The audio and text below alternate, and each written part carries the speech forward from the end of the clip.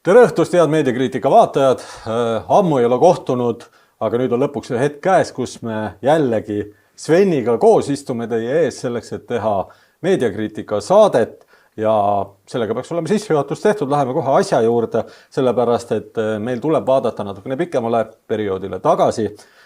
Selles suhtes toimunud, nagu teada, on palju suured sündmused, võiks öelda, elame murrangulisel ajal ja mõned neist murrangulistest asjadest siis me ka läbi käime. Ja esimeseks selliseks murranguliseks asjaks, võtame siit ette kohe slaidi.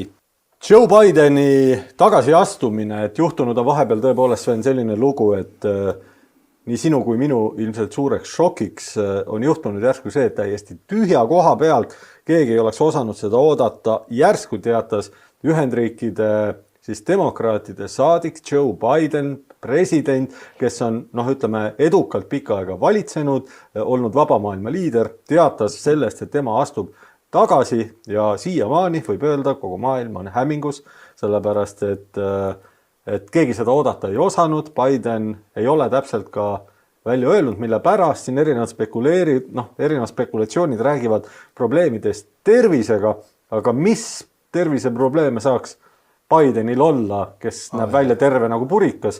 No, kus ta nüüd tagasi astus siis? Kas see oli see presidendi kampaania? Presidendi kampaania siis demokraatide kandidaadi koha pealt. Ühesõnaga, tervis nii halb, et ei kannata kandideerida presidendiks, aga tervis küllalt hea, et olla edasi president. Tuleb nii välja paraku küll, jah. No aga kes olekski, mis tal siis on nii väga tervisega? Mina ei ole midagi märganud. Ei, ma otse vastupidi, ma olen saanud aru, et tegemist on ääretult andeka inimesega. Väga heas tervislikus vormis inimese, kes vahel on pahatahtlikud, eks ole, meiesugused tüübid küsinud, et kas ikka nagu ei ole natuke nupust nikastanud või seniilse võitu või nagu totakaks jäänud või ütleme, täpsustame veel totakamaks jäänud, kui ta enne oli. Sest ega selliseid pahatahtlikke ääli oli ju kuulda enne tema presidendiks valimist. No eks ikka leidub sellised, kes auguvad, eks ole. Ja kuna inimene läheb vanemaks ja vanemaks, eks ta läheb ka järjest tervemaks ja targemaks ja tugevamaks. Just. Minul on silma ees see kustumatu pilt, kuidas president Biden, meie garant, vabaduse ja iseseisvuse ainus liitlane, läks üles lennukitrepist. Kukkus käpuli. Kargas üles, astus paar sammu, kukkus uuesti käpuli. Ja ma ei mäleta, kas see oli nüüd teisel või kolmandal katsel, ta ei saanud enam püsti. Aga see ei takistanud. President pani orav, nagu vilgas orav käpuli. Pani lennukitrepist üles, siis kargas püsti ja lehvitas. Tõesti väga heas vormis. Seda tegi ilmselt meelega. Näiteks Brežnev ei oleks selliseid jõu ja elunumbreid, kui tema oleks kukkunud, tema oleks jäänud sinna trepi peale. Aga vaata, kus tüül on nagu power sees. Tõesti pani imestama. Tahtis näidata, et on 4 vedu alles, 4 vedu oli alles. Oli ja väga hästi töötas, et selles mõttes kõik 4 jalga töötasid nagu suurepäraselt. Sageli on nii, et tal on ju jõudu olnud rohkem, kui tegelikult jääb üle piltlikult öeldes, et sul on nagu pandud mingisugune sihtmärk, näiteks kõnepoodium on pandud poole tee peale, vaene, ütleme selline vilets mees läheb, kõnnib selle suure vaevaga ära, jääb seisma ja tänab Jumala, et saab puhata, eks ole, Biden sellest ei hooli, ta paneb seda sageli mööda suure hooga. Hoog on lihtsalt nii suur sees, et ei saa pidama jõudu liiga palju. Lihtsalt läheb, käib jõu jalgadest välja, pöörab ringi, tuleb tagasi ja peab veel kõne ka otsa. Ja kusjuures kõne väga selge arusaadav alati. Siuke laused lõppevad, eks ole, ideed on niisugused, Ideid on palju. Ideid on olnud alati palju, vahel rohkem kui sõnu ja ideid on lihtsalt nii palju, nii teravalt pea töötab, et sõnad ei jõua järgi. Ideed on nii mitmekesised, et ei ole võimalik sageli, ütleme 6 või 7 eri ideed eri ajastutest paigutada ära ühte lihtsasse lausesse. Aga samas Biden on leidnud ka suurepärase lahenduse, et kui ideed on sellised, milleks nagu inglise keel ei ole üldse valmis, nagu ei ole nii kõrge lennuga, siis ta leiutab jooksu pealt uued sõnad. Näiteks või lihtsalt jõriseb nagu väljendusrikkalt. Seda nagu inimene jõriseb, ega see väljendab sageli rohkem kui 1000 sõna. Nii on. Eks Biden ole üritanud inimestega kõneleda igat moodi ka jumala keeli ja ei ole see võib-olla alati olnud inimestele arusaadav, mis näitab lihtsalt seda, et iga asi omal ajal, kui sa oled teistest väga palju ees, kõnnid üksjagu ees ühiskonnas, siis ei saa sa ka mõista, ükski prohvet ei ole tuntud oma eluajal. Ütleme, et siin tegelikult kui nagu natuke seda asja nüüd nagu vähem huumoriga, tegelikult see on nii naljakas olukord, et sinna päris ilma huumorita ei saa isegi siis kui tahad. Aga ütleme, et võtaks nagu huumorit natuke vähemaks ja mõtleks, et oli ju ilmselgelt üks vanadusest nõder ja siuke seniilne inimene. oli see nii, oli juba enne seda, kui ta valiti, mitte sellest valimistest ei räägi, vaid eelmistest, kui ta sai presidendiga, oli ilmselge, et ta ei ole nagu heas vormis, eriti vaimselt. Ja mitte keegi ei märganud seda meedias, ma mõtlen just meedias, peavoolumeedias. Ei olnud selliseid jutte, et nagu nüüd järsku üleöö on nagu märgatud, silmad avanesid, enne oli silmades udu. Tundus, et Biden on okei ja üleöö Biden on täiesti nagu inimvaremeks muutunud ühe päevaga. Siuke meditsiiniline ime on juhtunud. Et vähe sellest, et ei märgatud, eks ole, ei pidanud ju paljud inimesed paljuks erinevate liberaalsed või vasakpoolsed meelestatud ajakirjanike nägu sõna otseses mõttes selle sisse hõõruda. Kõik lendlesid meelid ja raske oli, eks ole, nende seast, nende eest nii-öelda kõrvale hoida. Neid oli lihtsalt niivõrd palju ja ikkagi ei märgatud. See tähendab, nähti ka suurt vaeva, et mitte märgata. Kuni toimus see viimane siis debatt, kus tõesti lihtsalt enam muutus piinlikuks selle eitamine ja sellel hetkel siis siginesid ka Eesti meediasse arutlused, et mis juhtus? Näiteks Herman Kelomees ei pidanud paljuks küsida, mis juhtus? Mina küsiks, nagu meil meediakriitikas ongi põhjust küsida, mis juhtus ajakirjandusega. Täpselt nii, Bideniga juhtus midagi. 4-5 aastat oli Biden totakas ja nüüd järsku avanesid ajakirjanike silmad kõigil üle maailma korraga, ka Eestis. Järsku tekkis analüüsivõime, järsku nähti olulisi detaile, pandi nagu pilt kokku. Just nagu Alzheimer oleks või midagi. 4 aastat oli ta, ma mäletan, kui vaatad, et mis nüüd siis toimus, et valitigi selline nagu Juurvili presidendiks, siis ma arvan, et see oli Päevaleht, ma võin eksida, kes siis tunnustavalt nagu tegi sellise avalduse, et Ameerika väärikus on taastatud. Karoli Hindriks postitas sotsiaalmeediasse seda, kuidas ta istub juba mitmendat tundi kusagil parklas ja pisarad lihtsalt voolavad sulnist õnnes, sellepärast, et vaba maailm on saanud nüüd tõepoolest liidri, kes seda väärib. Ja ei olnud üldse see probleem, et vaba maailma vastne liider on juba Juurvili, kõigile oli see juba selge ja see püstitas, eks ole, küsimuse, et kui valitsev president on Juurvili, kes siis tegelikult langetab otsuseid ja kus need otsused tehakse. Aga see küsimus ei ole ajakirjandusele olnud nagu oluline. Või siis tundub... See on tekkinud alles nüüd, kus see Ameerikas ilmselt siis võimuvõitluse tagajärjel on saanud, eks ole, ühe demokraatide leeri nagu trumbiks teiste vastu, seal paras mingi hetk, kus siis arveid omavahel õiendada ja nüüd võib siis selle nõdrameelsuse nagu välja tuua, kui see on neile kasulik mingil hetkel. Siiamaani see ei olnud kasulik ja sellest ei räägitud. Võib minna isegi veel kaugemale tegelikult ju väita ka seda, et võib-olla just nimelt see veiderdamine nii-öelda ajakirjanike katse ajada ka oma käsi selle käpiknuku sisse niimoodi, kus juba niigi terve hulk sõrmi oli niimoodi tegemas. Oli tingitud enne kõik võib-olla sellest, et ei esitataks seda sama ebamugavat küsimust, et kes siis seda demokraatiat nii-öelda teostab, et demokraatlik protsess justkui käiks, vaba maailm ja nii edasi, liider ja nii edasi, kui liider tegelikult ei valitse, et kes siis valitseb, et kes tõmbab neid niite nii-öelda sealt taga. Sellepärast öeldakse, et ega süvariiki ei ole olemas, see on vandenõuteooria ja mis sa nüüd ja tegelikult ikkagi on demokraatia ja valged jõud ja see kõik toimub parketi peal ja mida sa üldse kobised. Aga näed... Vaata, kui seda küsimust või kui räägivad seda juttu, kuidas süvariik ei ole, need samad inimesed, kes vasak käsi on parajasti hõivatud sellise väikse nukuteatriga, siis seda ei saa väga tõsiselt võtta, see ei kõla usutavalt ja tõepoolest paljud inimesed ka ei uskunud ja seda kummalisem ongi tõepoolest nüüd või isegi mingis mõttes on märgiline see sinu küsimus, et nüüd, kus järsku justkui läksid kõikide ajakirjanike silmad nagu vastsündinud ilmsüüta lapsukestel lihtsalt pärani niimoodi nagu nukkudel poes, kus nad järsku märkasid, et ära sa ütle. Ja ongi alasti ja keiser on alasti või kes ta meil oli, kuningas. Aga jutt ei ole siin enam Bidenist, vaid ilmselt siis võib-olla ajakirjandusest, kes selles olukorras alasti on. Tegelikult ega see ju, ütleme, kui ajakirjanikud on nagu nad on ja tõesti ei tee nagu see niilsel ja tervel inimesel nagu vahet. Meil on ju olemas arstid. On. Minu mõelest on. Meil on Eestiski on mitu arsti, kes oskavad nagu diagnoosida Alzheimerit. Ei ole nad kas sõna palunud, ei ole neile seda sõna antud. Väga kummaline on see meditsiin meil. Ameerikas, kus on suur riik ja arste peaks olema väga palju arstiteadust, siis oli veel mõni aeg tagasi küllalt hästi arenenud ja usaldusväärne muidugi enne igasuguseid jamasid ja igasuguste pandeemiatega, kus see arstide usaldusväärsus vähenes, aga minu meelest see on nüüd jälle üks mats nagu meditsiinikapsa ajada. Väga piinlik. Peale selle, millest räägib olukord, kui riiki on juhtinud inimene, kes ilmselgelt ei ole selleks võimeline.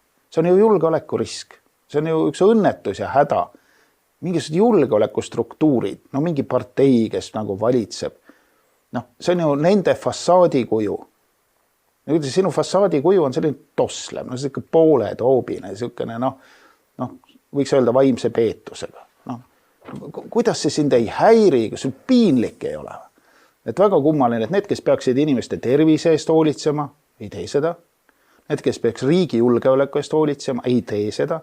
Need, kes peaksid nagu avaldama oma arvamust ühiskonnas toimuva kohta nagu ajakirjanikud, ei tee seda. Mitte ükski süsteem ju ei tööta normaalselt. Ja paraku nii on ja kõik see siis kokku sunnib sõnastama küsimuse, et kui palju see nii-öelda demokraatia, mida tegelikult siis kiidetakse üsna palju ja sellisel viisil justkui see oleks tõepoolest tegelikult päris hea süsteem.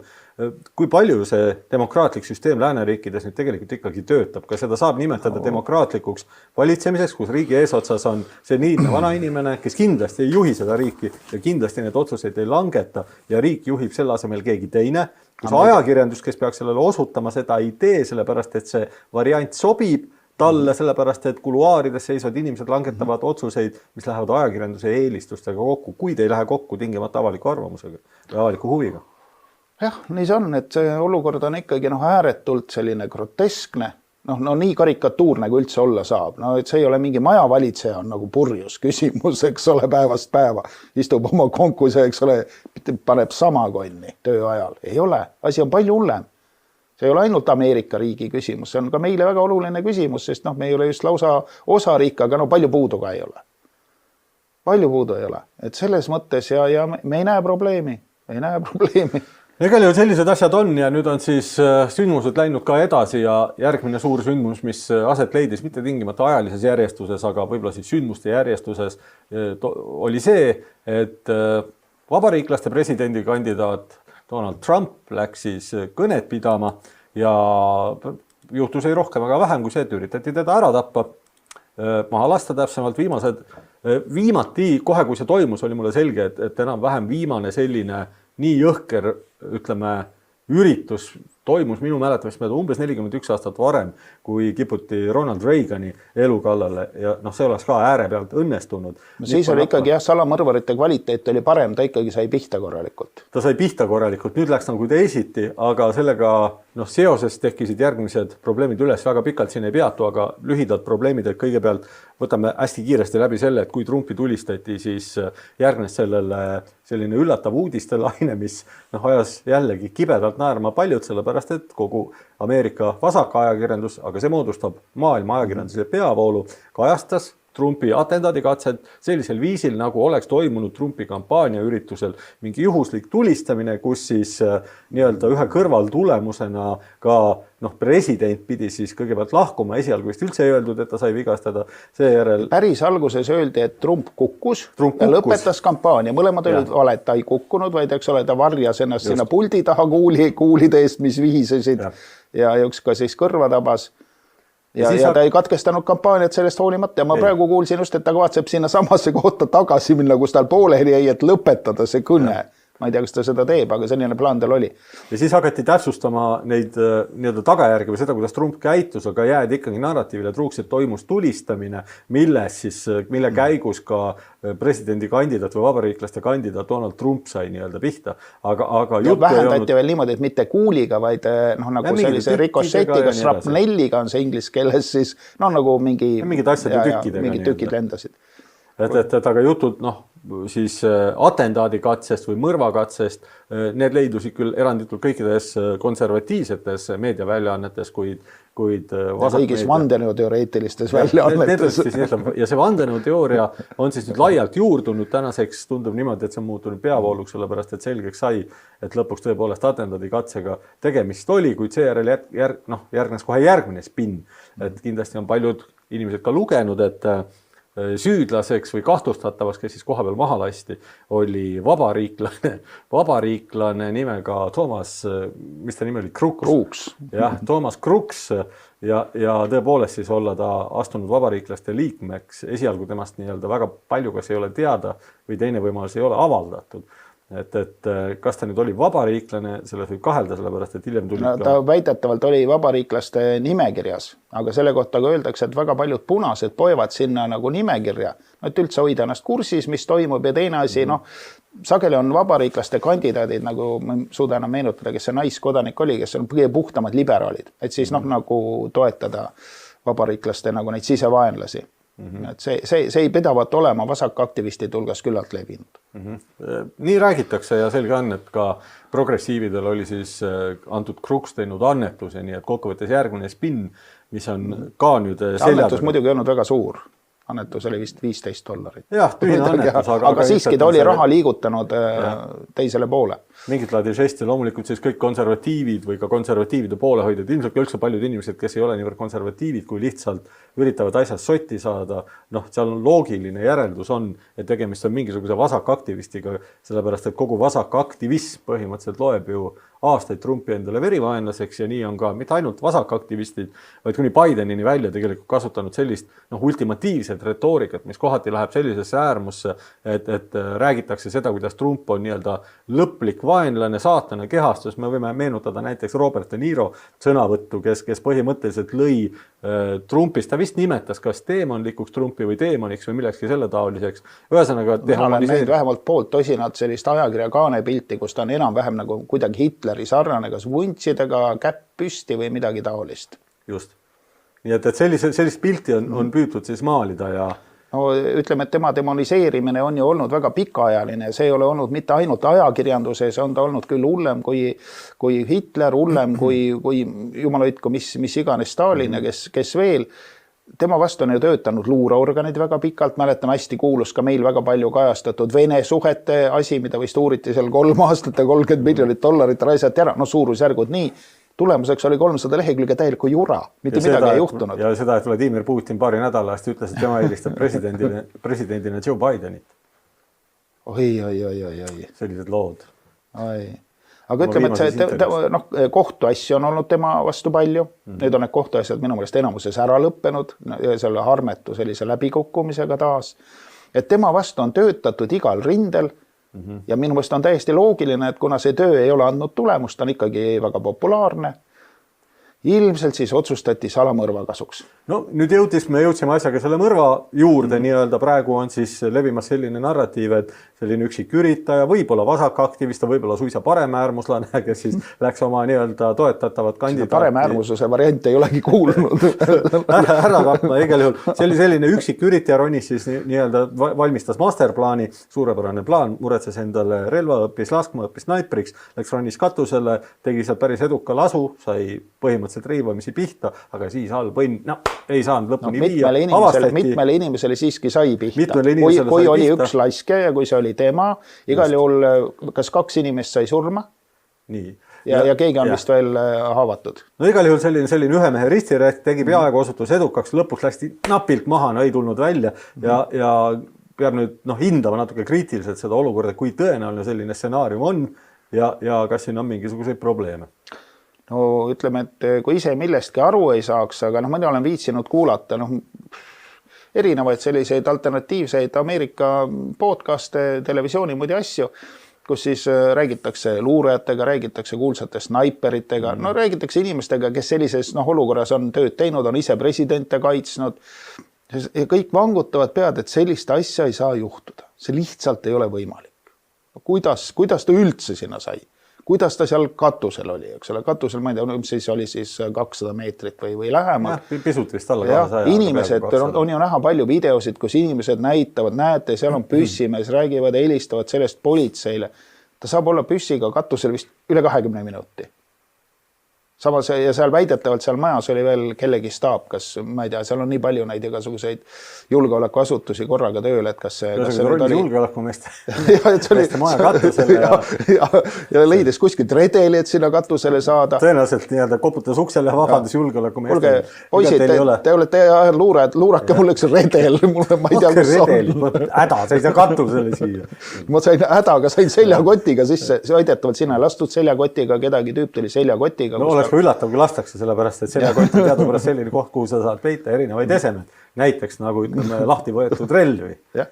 mis ilmselt oligi niimoodi. No kindlasti sellepärast, et kui ta... Vaevalt ta püksitaskus seda nagu kohale tuua ei saanud. Jah, et ütleme, meie narkomuulad võiksid üht-teist õpetada, aga relva sinna kohta ikkagi ei pista ja kokkuvõttes siin ei jää palju võimalusi üle, et särgi all nagu saiapätsi sa ei too tegelikult sisse seda relva, et jah, siin on terve rida probleeme nüüd, asju, mis on valesti. Seal on kümneid ja kümneid ja kümneid asju valesti. Ja peaaegu kõik asjad on üldse valesti, mis saavad, ütleme, valesti olla ja me loeme neist mõned asjad ette, sellepärast, et ei ole mina snaiper, välja õppinud snaiper, kuid tuleb tunnistada, et olen ka mina natukene nii sõjandusasjaga kui ka laskmisega kokku puutunud ja mingi algeline teadmine mul nii relvadest kui laskepositsioonidest ja sellisest taktikast on ja alustame siis kõigepealt sellest, et millegipärast, kui pikk oli nüüd see perimeeter määratud. Perimeeter on siis tavaliselt on selline julgestustsoon, mis nii-öelda julgestusteenistustel kõrge kaliibriga sihtmärgi kaitsmisel siis on. See tähendab, et sellest perimeetrist või tsooni piirist keegi ilma kontrollita läbi ei saa. Sellele kehtivad kindlad standardid, kindlad nii-öelda nõuded nendele, kes läbi tulevad. Seal on teatud turvakontrolli, mida nad peavad läbima. Seal on teatud põhimõtted, mida rakendatakse ja samuti siis mitte ainult selle perimeetri raames, aga eriti selle perimeetri raames, eriti kui tegemist on laiema perimeetriga ja suurema julgeoleku ohuga, siis selle raames on ka päris arvestatav hulk erinevaid snaipreid. Mitte tavaliselt üks snaipritiim, vaid eriti riigijuhtide puhul on need ikka vähemalt oma 4 tiimi.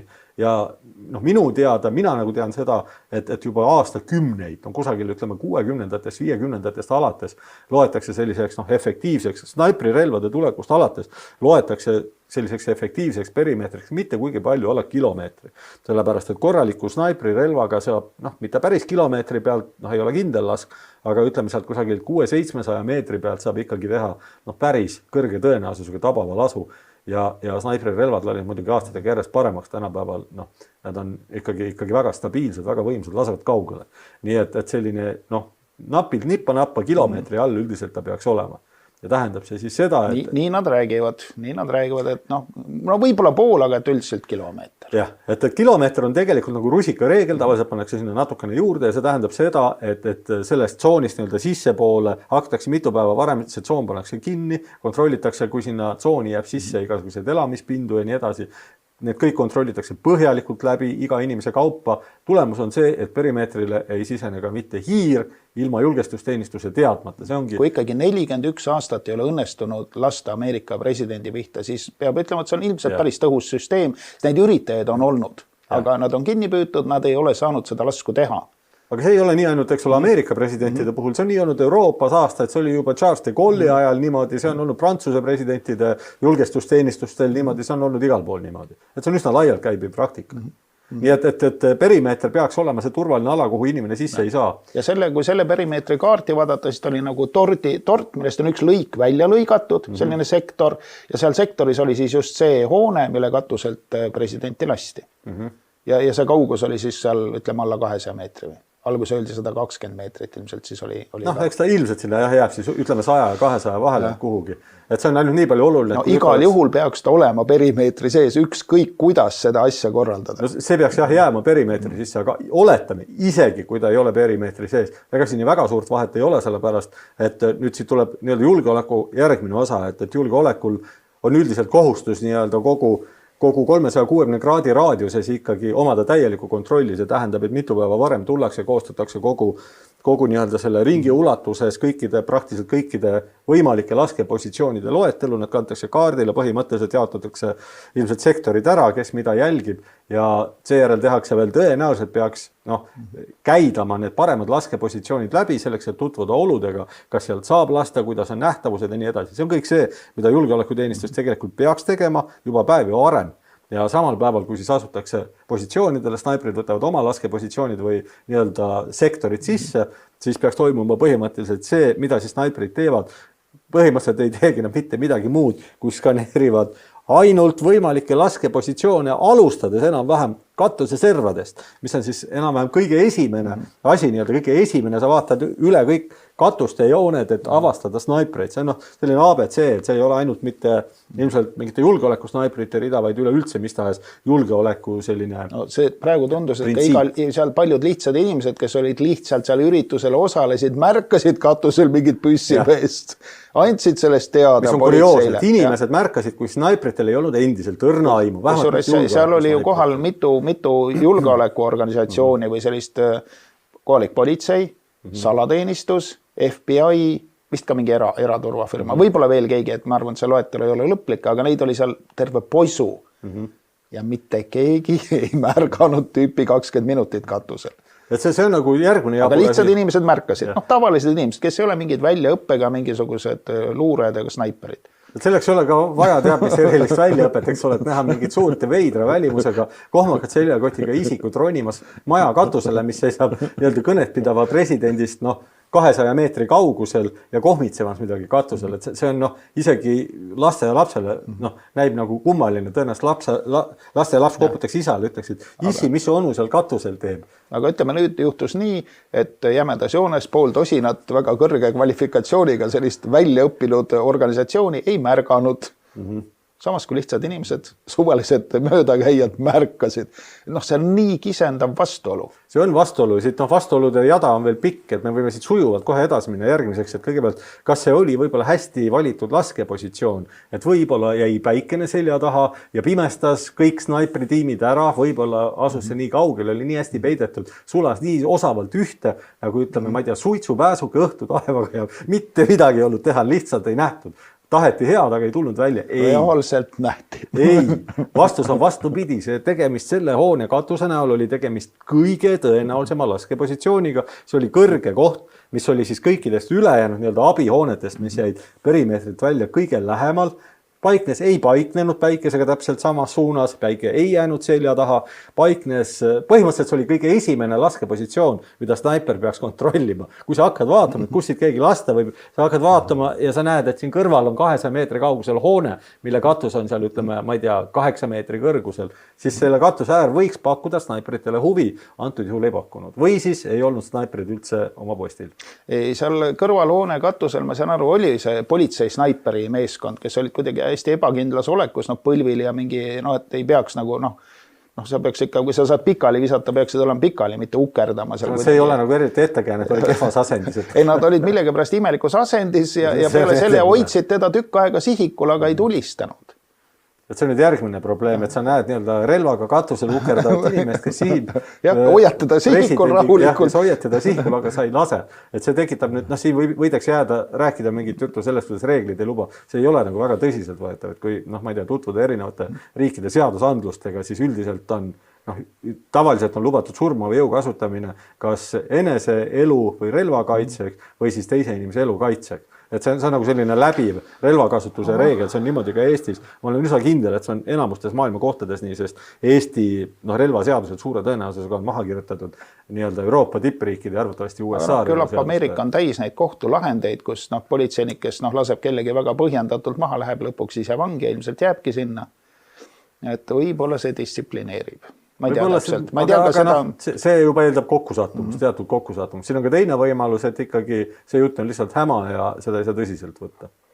Ka see on võimalik. Aga igal juhul on seal nii palju neid vastuolusid ja absurdsusi ja saamatusi või et kas niivõrd seni nägematu ebakompetentsus, mis tundub nagu üle mõistuse, ei saa nagu olla.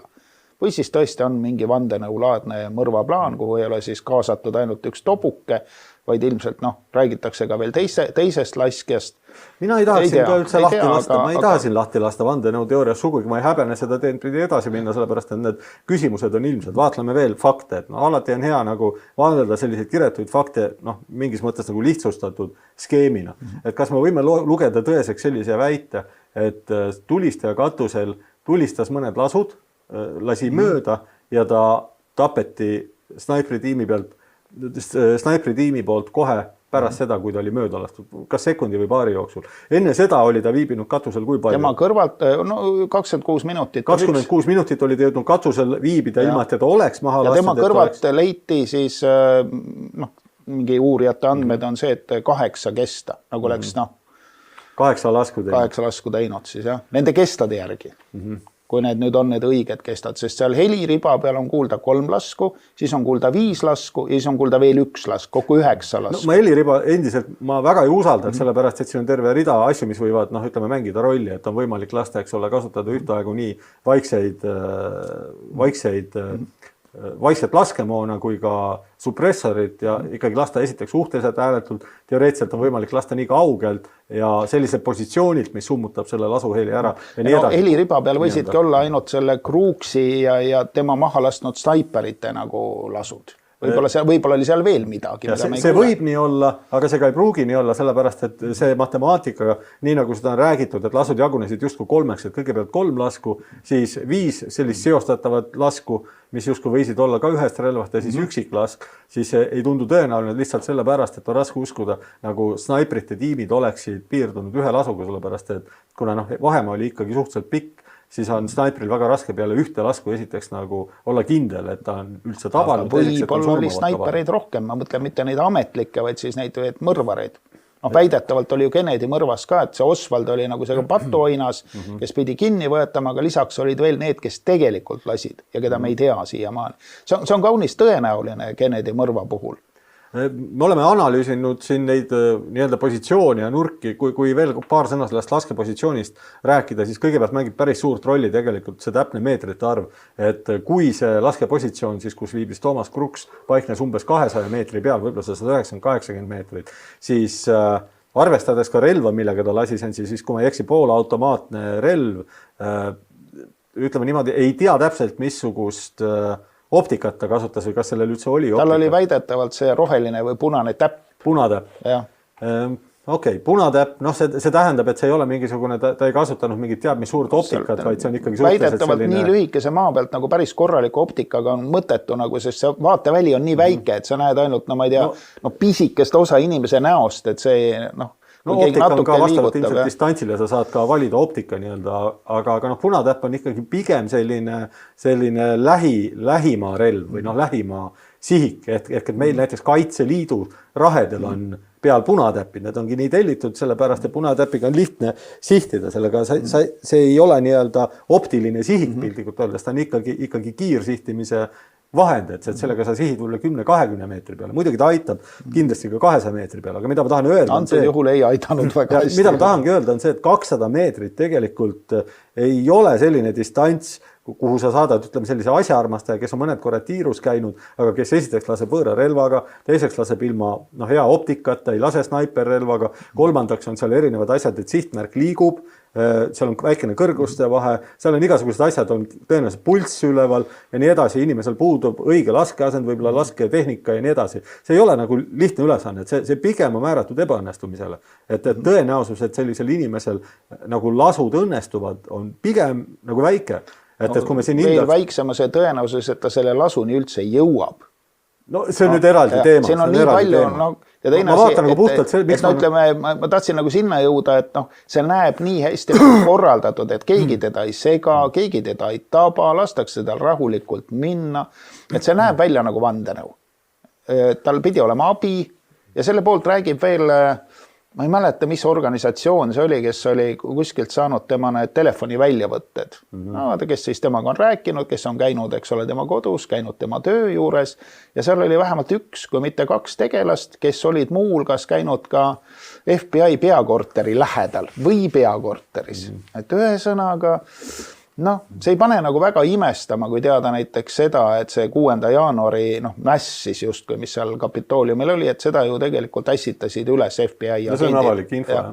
Et üldse imestaks, kui ka seal olid korraldajad sellest samast organisatsioonist, kes niikuinii on Trumpi nagu taga kiusanud. Ma ei oska seda ka kaasa rääkida, seda infot täna kellelgi ei ole, selle üle võib spekuleerida. Kui see nii oleks, siis sellisel juhul see selgelt oleks kahtlust tekitav asjaolu. Aga neid kahtlust tekitavaid asjaolusid on niigi seal virnade viisi. No see, et nii-öelda asi lõhnab vandenõu järgi, siin ei ole jutt ei ole mitte vandenõu teooriast, vaid asi on konkreetselt vandenõust. See tähendab, et ongi tegemist mingi salaplaaniga, sellele viitab kogu selle asja käekiri. See on see, millest me varem rääkisime, et isik sai viibida üle 20 minuti, 26 minutit relvaga katusel, nii et mitte midagi ei juhtunud, kuid lasti maha vahetult peale seda, kui ta oli teinud oma lasud ja ebaõnnestunud. Ehk et see, me võime siin minna kohe tagasi atendadi katsetes. No kui palju võtab aega 8 lasu tegemine? No seda tüüpi relvaga oskad sa umbes öelda? No ikka, see 8 sekundit vähem pigem, ütleme nii. Sa arvad, et kui snaiperid, kes olid seal kõrvalhoone katusel ja võtsid ta sihikule, ei suutnud teda maha lasta nagu kiiremini kui 8. lasu järel? Et kas see sobib või ei sobi? Pigem sobib selles mõttes, see tundub optimaalne aeg, et kui eeldada, et ta tegi 8 lasku, see võib aega võtta, ütleme, kui ta lasi, oleneb nüüd seda, kas ta lasi need kõik järjest, ehk et siis ma võin piltlikult öelda poolautomaatse relvaga lased sa umbes sellise tempoga, oleneb, kas sa sihid või sihi, kui sa ei sihi laskude vahel, siis lased sa umbes sellise rütmiga, kui sa sihid, siis jääb sinna, sa võid arvestada umbes 1,5 sekundit laskude vahele, kui sa teed veel mingi pikema või isegi 2 sekundit, kui sa tahad iga lasuga pihta lasta. Ei tea, kuidas ta lasi ja kui sa jätad sinna veel pikema, näiteks no see, mis heli pealt kuulda oli, need esimesed 3 lasku olidki umbes sellise vahega, siis oli vahe, ma ei oska öelda, kui pikk praegu, ja siis need 5 lasku olid väga kiiresti, tõk, hästi kiiresti nagu. Hoopis teise rütmiga kui esimesed 3. See ise nagu viitab sellele, et laske ei pruukinud olla üks ehk, muidugi see ei ole välistatud, aga enamasti inimesel on mingisugune tavaliselt mingi harjumus, millise rütmiga, kuidas ta laseb, või siis ei ole tal üldse midagi, see on juhuslik, see on võimalik. Aga seda päris täpselt ei ole võimalik nagu öelda. Aga fakt on see, et kui sa võrdled nüüd seda sama mustrit näiteks Kennedy mõrvaga, mis siiamaani suurem osa inimesi on veendunud, et esiteks on vandenõu ja erinevad kurjategijad, kes on siis seda teemat, kindlasti paljud on kuulanud näiteks Sammy the Bulli, kes on siis kuulus Salvatore Gravano, Ameerika mafioso Gambinode perekonnast, kes siis istus siin vahepeal 17 inimese mõrva eest pool elu kinni, nüüd sai vabaks ja nüüd ta peab siis podcasti YouTube'is, tema on ka rääkinud, et on üsna selge, et Kennedy nii-öelda mõrvas oli siis mafia sees ja see mudel on seal ka üsna selgelt nagu teada üldiselt, et kes seda täpselt planeeris ja nii ei ole teada, aga kindlasti Jack Ruby ja kogu see osa, mis siis puudutas Lee Harvey Oswaldi kõrvaldamist, seal oli siis, see oli nii-öelda mafia käest tellitud. Ja mudel oli sama, ehk et kõlasid kiiresti lasud, peale seda sai, kohe ei tapetud vist ära, aga sisuliselt esimesel võimalusel koristati ära laskja ja seejärel koristati veel ära omakorda see, kes koristas ära laskja. Siin oli see vahe veelgi lühem. No laskja ikkagi võeti kinni, ta kuskilt vanglast teda toodi. Aga nii kui teda toodi esimesel võimalusel siis ta lasti maha ja siis lasti ka see laskja maha. Ja väga palju tunnistajaid kas kadus, suri või tapeti. Väga palju tunnistajad, müstiliselt palju, et see on niisugust kokkusattumust nagu ei saa ühelgi teisel kuriteol nagu ei tunta. Ja üldiselt on ikkagi selline vandenõude või selliste salaplaanide või ütleks, et salamõrvade käekiri harilikult on see, et selle juurde käib nii-öelda mõrvari võimalikult kiire ärakoristamine, kui võimaliku tunnistaja. Või siis on patuoinas ja tõeliseid mõrvareid ei üritatagi leida. Ta teeb sama välja selles mõttes, et nii-öelda selle patuoina mõrvar ükskõik kuidas seda nimetada. Ta niikuinii tuleb ära koristada, et mingeid jälgi ei jääks. Et ta tuleb ära koristada ja nii see tavaliselt käib, et antud juhul see selles mõttes nagu pädeb, et ta lasti maha millegi pärast vahetult peale seda, kui ta oli ebaõnnestunud ja sellest hetkest alates, millal ta muutus tunnistajaks, elas ta ilmselt kas sekundi või paari oli kohe surnud. Et lihtsalt ei ole nagu tõenäoline, et snaipri tiim, see ei ole tõsiselt võetav, et snaipri tiim avastas katusel relvaga istuva mehe siis, kui ta tulistama hakkas.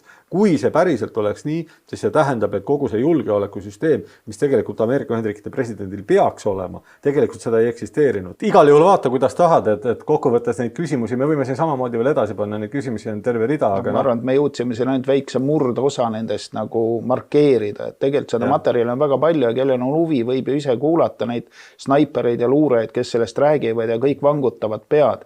Ja üldine seisukoht ongi, et kas see on täiesti uskumatu ebakompetentsus või vandenõu. Ja raske on uskuda sellist ebakompetentsust, see isegi täpselt lihtsalt nii. Ebakompetentsusest, see peaks olema veel kaugel edasi, ta tähendaks lihtsalt, et salateenistus istus jäi kohvi selle all, kui nad pidid tööd tegema, mis on lihtsalt kurioosne ja kui see nüüd liita veel sellega kokku, et eelnevat oli ebakompetentsus, politsei, FBI, kõik. Rahvuslik julgeolek, samal ajal oli millegi pärast tehtud perimeeter, mis ei vastanud olukorrale, samal ajal olid kaardistamata jäetud kõik võimalikud laskepositsioonid, samal ajal ei olnud võimalik rahval nii-öelda teavitada, seal ei olnud jooksvad korrakaitsjad, keda teavitada mehest katusel ja nii edasi ja nii edasi ja nii edasi. Et kõik see on selline, siis tekib ainuke küsimus, et juhul oletame, et oli plaanitud vandenõu, kus oli ka päriselt teine laskja olemas, et miks on Trump veel elus. Et kas... see ongi kõige suurem küsimus, et ilmselgelt ja väga tõenäoliselt see oli vandenõu. Lihtsalt see nagu statistiliselt ei sobi. Kõik muu teooria on nagu lihtsalt teooria. Ja see tundub kõige tõenäolisem. Ja siis seda enam tundub, et kuidas selline asi, mis presidendi tapmine ei ole ju tühi asi, see ei ole mingisugune, ma ei oska öelda, kitselaskmine. Et seda ilmselt võetakse väga tõsiselt, planeeritakse nii hästi kui võimalik ja ikkagi see ei tulnud välja.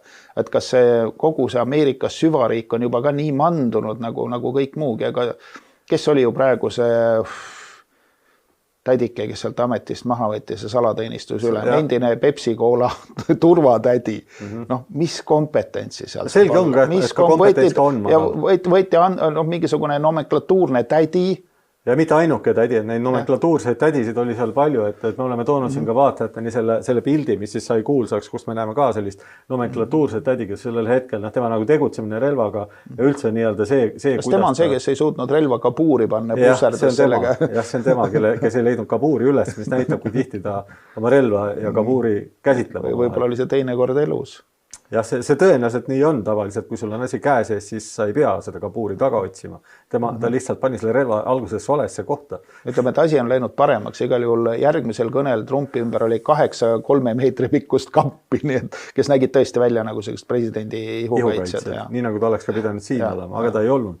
Et mis siin siis taga on, ega me ei tea lõpuks. Me võime vaielda selle üle, kas seal oli teine laske või ei olnud. Mina pean võimalikuks vabalt mõlemat. Ma pean täiesti võimalikuks seda, et oldi ka küündimatud teisel pool ja mindigi sellise plaani peale näiteks, et rääkida, mõjutada mingisugust noort ullikest, leiti loll, arvestati, et ta läheb katusele, teeb oma lasud, olenemata sellest, kas ta õnnestub või mitte, lastakse ta seal koha peal maha ja ka seda versiooni üldse, et ta võis seal sees olla, toetab, eks ole, see nii-öelda väidetav info, seda ei ole saanud ju keegi kinnitada, aga sellest, et isikul olid mingi krüpteeritud kontot kusagil välismaal, mis väike linna Jorsil 20 aastasel. Mõtlen, kui palju võiks Pärnus olla selliseid 20 aastaseid, kellel on välisriikides krüpteeritud pangaarved. Jah, et kõik see tekitab loendamatuid küsimusi ja neid asju on edasi ja läheb edasi.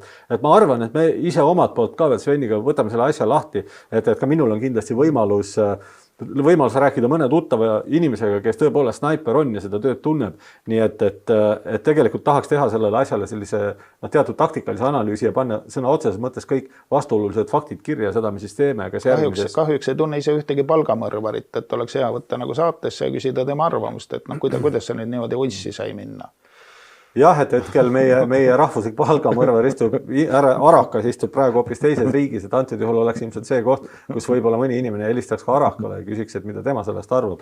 Et kindlasti sealt saaks mingisugust infot, et kuidas seda tööd nagu tehakse, seal on omad spetsiifikad. Mitte, et Arakas oleks palgamõrvar, keegi nii-öelda väidetab. Nii, aga meie oleme sellega enam-vähem tõmbame selle asja kokku, asi on kahtlane ja mõnes järgmises või ülejärgmises saates teeme siis väikese neile asjahuvilistele, keda selline detailika ka huvitab, teeme võib-olla sellise mingisuguse plaanipõhisema analüüsi sellele. Aga ise läheme nüüd edasi veel ühe teema juurde, kus me pikalt ei peatugi, märgime lihtsalt ära, et Eesti riik ja Eesti rahvas on siis, ütleme piltlikult öeldes, suur koorem on veerenud turjalt, elu on läinud lõbusamaks. Kaja Kallas ei ole enam Eesti peaminister, mis tähendab seda, et Eesti rahva kannatused on nüüd läbi ja õnn on saabunud meie õuele, sellepärast, et nüüd on meil lõpuks peaminister, kes teeb selle asja korda. Selleks on Kristen Michal ja Michal on tulnud juba oma lahendustega, kuid esialgu, kui Michal või siis Michali valitsus sõlmis koalitsioonilepingu, oli üllatus suur, sellepärast, et sai oodatud uut, aga tuli hoopis vana. Ja kuidagi oli selline mulje, nagu oleks Michal kuidagi segamini ajanud koalitsioonilepingut. Milleks muuta seda, mis nii hästi töötab? Milleks muuta toimivat mudeli. Tundub, et Michal tõi põhimõtteliselt selle sama Kaja Kallase plaani letti, aga siis tekib küsimus, et miks me valitsust vahetasime. Kas tegemist on mingi mainekujundustrikiga või kuidas sulle tundub? No mina arvan, et Kaja Kallasel oli vaja paremat töökohta, ta oli selle ära teeninud, ta oli saanud palju rahvusvahelisi auhindu, rääkinud palju sõjajuttu, äratanud usaldust, siis kuidas öelda, relvatöösturite. Tundis isiklikult paljusid maailma liidreid. Jah, kes töötavad ka relvatöösturite heaks ja sai nüüd oma töö eest teenitud tasu ja parema palga peale. Et vaja ei olnud meil, vaja oli Kaja Kallasel. Aga keegi peab valitsust edasi juhtima ja see peab olema reformierakondlane, nii tuli keegi leida ja häid võimalusi oli palju, aga Kristen Michal oli siis neist kõige parem. Ja koalitsioonileping oli olemas. See oli olemas, millest teha uut. Ja tõepoolest selline mulje on, mõned uued asjad siiski on, need on sellised asjad, millega lõpuks Kallas hakkama ei saanudki mõistetavatel põhjustel ja mille koha pealt siis vähemalt praegu tundub, et Michal optimistlikult usub, et ta viib need asjad ikkagi läbi ja milles siis seisneb Michali idee, see on lihtne. Kõigepealt viia ellu või teha ära 2 olulist maksu. Need on ühed väikestest asjadest, neid on veel palju, aga need on siis esimesed, teha 2 maksu, kõigepealt automaks loomulikult ja siis väga tähtis julgeolekumaks, tänu millele võime me ennast lõpuks tunda kaitstuna. Aga ei hakka praegu peatuma automaksu juures, loodab, et inimesed ise seekord võib-olla ei lase endale sellist näopeksu teha ja ei piirdu sellega, et lihtsalt rõõmustavad selle üle, kuidas põselott liigub nii-öelda peale seda iga kord, kui sind löödud on ja võib-olla võtavad selles suhtes midagi ette. Aga see teine julgeolekumaks, kas otsime võimalust seda kiita, ise olen kirjutanud selle kohta arvamusartikli, selle ma tegin kui poliitik, siin ma saan natukene võib-olla rääkida natukene üldisemalt, võib-olla avalikust huvist rohkem lähtuvalt.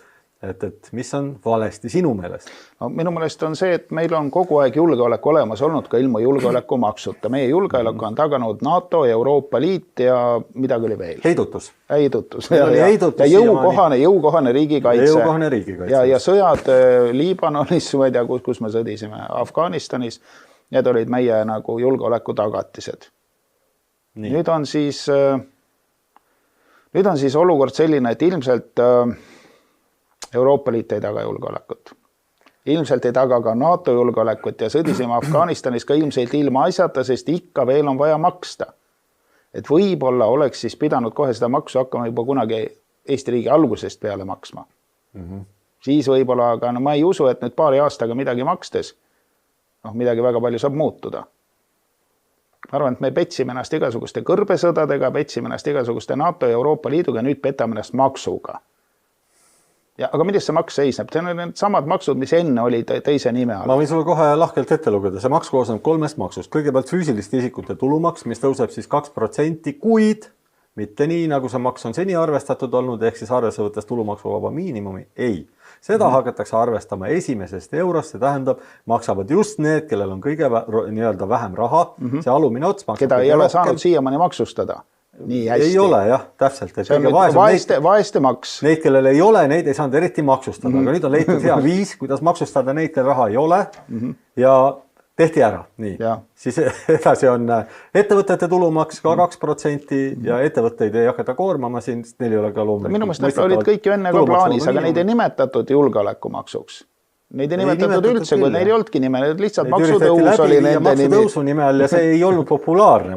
Asi on selles, et see ei olnud populaarne ja nüüd need samad maksud seoti kokku ja need nimetati julgeolekumaksuks ja see tekitab inimestes meeldiva tunde. Nüüd on julgeolek tagatud, nii nagu tagas julgeoleku enne NATO ja Euroliit ja sõda Afganistani mooniväljadel. Aga tõsi on see, seda peab tunnistama, et antud maksukobarat ei ole tegelikult kuigi justkui nagu kuidagi eriti seotud kaitsekuludega, ei ole kusagil kirjas, et see raha läheb nii-öelda kaitsekuludes ja isegi kui see oleks kirjas, siis ei ole ju raske nii-öelda panna see raha kaitsekuludesse, aga mingi muu raha kaitsekuludest võtta jällegi siis riigieelarve defitsiidi lappimiseks ja tuleb tunnistada, et meie riigieelarve defitsiit hetkel on suur, ta on sinna, seda on täpselt raske öelda, sellepärast nagu teada, meil keegi Eesti riigieelarvest aru ei saa, meil on tegevuspõhine eelarve.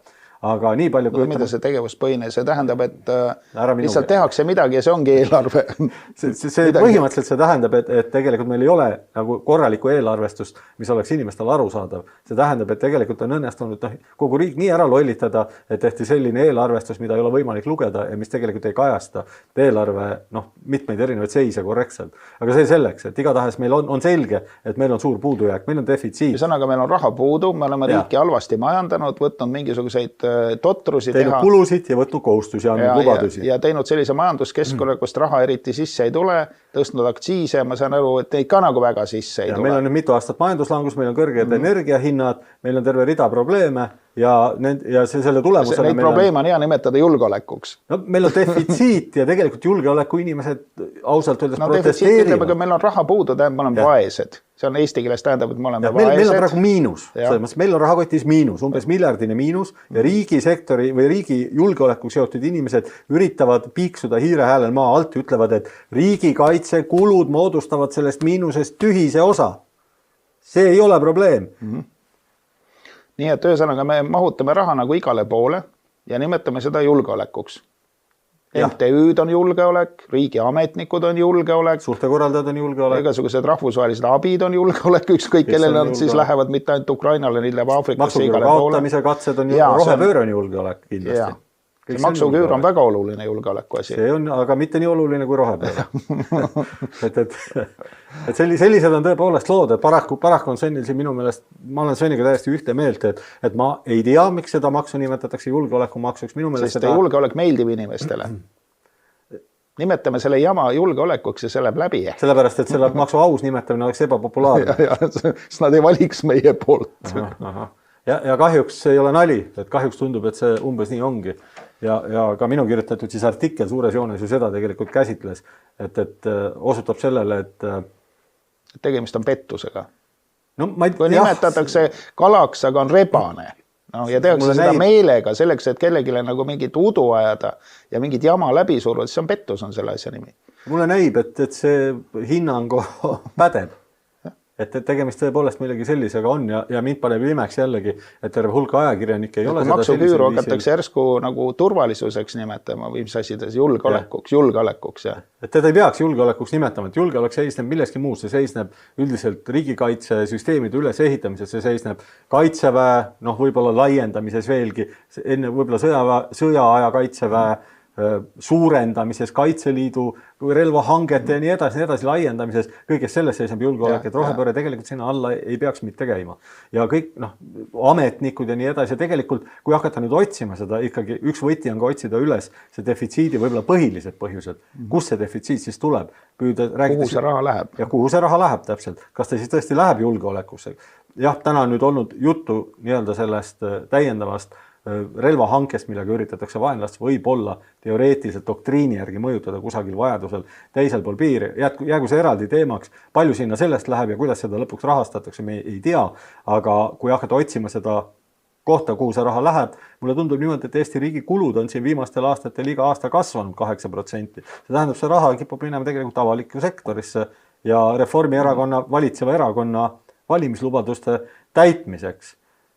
See on see koht, kuhu see raha läheb. Avaliku sektorisse suuremas osas. Meie avalik sektor on paisunud hiigel suureks, me teame aastaid on ta vedanud palgakasvu riigis, ehk siis see, mille nimel meie erasektori ettevõtjad ja maksumaksjad peavad pingutama ja peavad homme veel rohkem pingutama, on see, et meie avaliku sektori kõikidel nii-öelda, siis ma ei ütle ametnikel, sellepärast, et suur osa neist ei ole vormistatud ametnikuna tööle, tänu millel on neid väga keeruline lahti lasta nii-öelda riigi reformi, ma ei tea, katsetuste käigus, aga jah, et see raha läheb neile, et meie avalik sektor oleks konkurentsivõimelisem. No enesest mõistetav, et selle konkurentsivõime peab kinni maksma erasektor, sellepärast, et ega avalik sektor... Sõnaga, et see ei ole julgeolekumaks, vaid täpsustame, et see on parasiitide julgeolekumaks, et parasiit tunneks ennast mugavalt, turvaliselt, et nende jaoks julge olla, et nendes midagi ei muutuks. Ja aga kes teine peabki pingutama, siis ma ei taha öelda parasiitid, ütleme selliste, kes peaks siis avaliku sektori kõrgemate palkade eest kõige rohkem nende nimel pingutama, kui mitte erasektor. Et avalik sektor peab olema suuteline erasektoriga konkureerima ja selleks, et kui erasektor tahaks, et avalik sektor, kes nendega konkureerib raha pärast, oleks tugev, neil tuleb seda raha neile anda. Selleks, et nad iseendaga palgad ja konkurentsis kindlasti peavad olema ka MTÜ-d. No, mitte ainult riik ja erasektor, vaid ka MTÜ-d, siis on see nagu kolmekordne konkurents ja see kasvatab sellise kondi ja muskli, et... No see on võimas muskli. MTÜ-d ongi kõik maksumaksja rahastusel. Meil Eestis on terve liba MTÜ, nii-öelda sektor, liba kodaniku ühiskond, mis kõik on tegelikult maksumaksja rahastusel. Ja need on terved eraldi sektorid, kus praegu lihtsalt raha voolab nii, et kohiseb ja nende kallale siis ei ole mindud selle niinimetatud julgeolekumaksuga, et meil on nii MTÜ'd, kes siis rohetiigrid, noh neid tiigreid on seal nii, et vähe ei ole, seal on ikka terve loomaaed koos kõik võimalik. Feministid, homoseksualistid, just. igas muud karvased. Ja rääkimata siis kõikvõimalikest riigiasutustest ja allasutustest, sidusasutustest, sihtasutustest ja nii edasi, kuni ma ei tea, mis isegi EAI-side ja asjadeni välja. Hea uudis, et sind rõõmustada, hiljuti just EAI-s nõustus järjekordse kena projektiga kuhugi mäetaguse kanti, mis on siis üsna jõukas vald, kus on palju kaevandusrahasid, kuid väga vähe inimesi alles, leidis EAI-s võimaluse toetada ühte huvitavat projekti, sinna tehakse ühte üksildasse kohta hotell ja EAI siis nõustus sellest investeeringust tasuma, minu mäletamist mõelda, kas pisut alla 20 miljoni või midagi sellist. Et sellist tühja tähi ikka leidub, aga mõtle, kui sa tahad minna kuskile inimtühja hotelli nagu saaks minna, inimtühja kohta saaks ka minna, aga need asjad ei ole koos. Ja nüüd on pandud kokku. Täiesti inimtühjas kohas kuskil Tühermaal, siis ma saan aru kaevanduste vahel on hotell. No ilus selline loodushotell, sa saad see tõmbab kohe turismi kohinal käima ja need on asjad, mida riik siis peab ka tulevikus prioritiseerima ja selle nimel peavadki siis Eesti väikeettevõtted ja eraettevõtted pingutama, et oleks võimalik teistel ettevõtjatel saada võib-olla EAI-silt ja teistelt sellistelt riigi allasutustelt mõnikümmend miljonit toetust, nii et hästi kulutatud raha, nagu öeldakse, money well spent, aga me tõmbame selle jutu siit vaikselt kokku, et kõik seda on lihtsalt selline materjal, mida ei saa korra seda hotelli võiks nimetada siis kohalikuks Pentagoniks, julgeoleku ja turvalisuse asutuseks, mis tagab sellise kaitse ja mina nimetaks seda tõmbekeskuseks, et ma usun, et see teenib suure kasumi juba selle arvelt, et kui suur hulk eestlasi läheb seda lihtsalt vaatama seda, kui suur hulk raha, eestlaste raha on seal ära põletatud ja võtab selle kui linnad pommitatakse puruks, sa tead, et seal on kuskil Tühermaal hotell, mida keegi ei puutu, sinna võib alati minna. Turvaline olla. Alati on niisugune vaikne ilus koht. Ootab sind. Nagu majakene mere ääres, ka minu silmanurka veereb pisar. No nii, et sellised asjad on juhtunud ja lõpuks võtame siis viimase sündmuse ette, mis siis on toimunud, mis on kõige värskem neist. Nüüd oleme rääkinud palju poliitikast, õnneks mitte kõik elust ei ole poliitika ja maailmas on ka selliseid asju, kuhu võib-olla poliitika ja ideoloogia ei jõua. Ja üheks selliseks asjaks loomulikult on sport ja praegu on siis käimas suur spordisündmus, spordi tähtsündmus, iga 4 aasta tagant peetakse maailmas olümpiavõistlusi ja see on selline rahuaeg, kus nii-öelda piltlikult öeldes peatatakse sõjad, vaenlane ulatab vaenlasele käe, süleletakse omavahel, jäetakse kõik see poliitika ja ideoloogia sinna paika ja minnakse ja aetakse ausalt spordi asja, võisteldakse omavahel ja Pariisi olümpia siis 2024.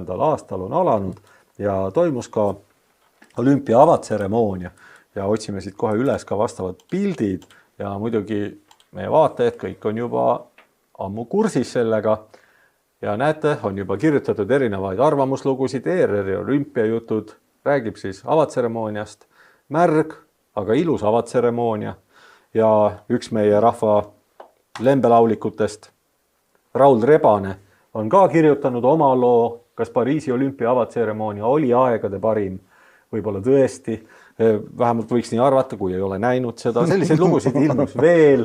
Näiteks Alar Karis, kes on siin natukene hädas. President Karis olümpia avatseremooniast vihtuju ei rikkunud. Meil oli Soome kolleegiga väga lõbus. Karis ei täpsusta, mille üle nad naersid. Kes naerab, kes nutab, võib-olla mõnel üksil naerab, teine nutab. Igatahes mina võtsin küll selle peale selle asja ette, et hakkasin ja vaatasin selle avatseremoonia otsast lõpuni läbi ja kõik need, kes millegipärast ei tahtnud seda teha või ei söandanud teha, neile võime siis anda väikese ülevaate ja kultuurikriitika, kui lubate, selle kohta, mida siis hõlmas see Pariisi olümpia avatseremoonia, sest see tõepoolest võin öelda, tähelepanuväärne oli. Ja kõigepealt siis mõned märksõnad. Ma toon mõned veel märksõnad selleks, et veel mitte, ma ei taha, mul hakkas meeldima see lembelaul sellel avatseremonial ja ma toon siit veel väikesi märksõnu sellest ERR-i kajastusest. Seal vist olid, kes oli Maarja, kohe Johannes Vedru, igati väärt spordireporter, siis veel mõned sellised spordiajakirjanikud, kes võib-olla ei ole kõige autoriteetsemad just kõikide spordiajakirjanike seast. 2 prouad, üks oli Deborah Saarnah ja teine võis olla Maarja, kas äkki Värv või midagi sellist. Nii, igatahes märksõnad, mis jäid siis helium õhku Pariisi avatseremoonia kohta olid näiteks väärikus.